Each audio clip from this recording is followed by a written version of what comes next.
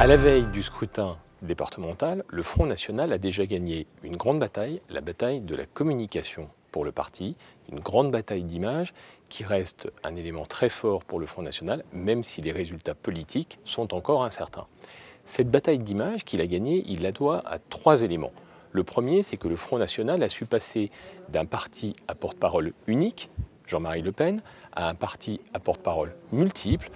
certes avec un poids très fort de sa présidente, Marine Le Pen, mais aussi avec des voix très fortes de Marion Maréchal Le Pen, de Florian Philippot, des maires des villes aujourd'hui tenues par le Front National et des différents candidats sur le terrain. Il s'est en quelque sorte normalisé, sa communication politique à travers ses expressions politiques s'est multipliée. C'est un parti aujourd'hui qui existe dans le débat en dehors de son président. La deuxième bataille d'image du Front National qu'il a gagnée, c'est qu'il a su aimanter la communication du Parti socialiste et la communication de l'UMP. La communication du Parti socialiste qui, avec Manuel Valls,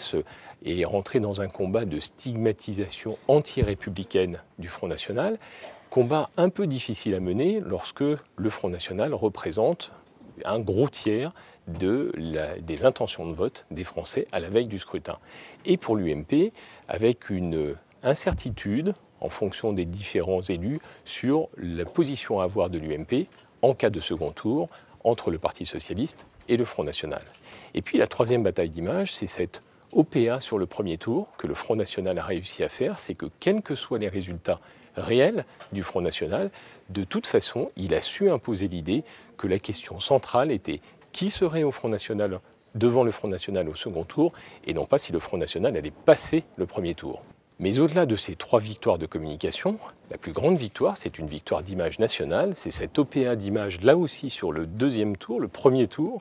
puis le deuxième tour de l'élection présidentielle. La question pour le Front National aujourd'hui, ça n'est plus de savoir si le Front National passera le premier tour de l'élection présidentielle, mais c'est d'avoir réussi à imposer l'idée que la seule question qui devait se poser en termes de communication, c'est qui, du candidat du socialiste ou du candidat de l'UMP, serait en face de Marine Le Pen au second tour de l'élection présidentielle.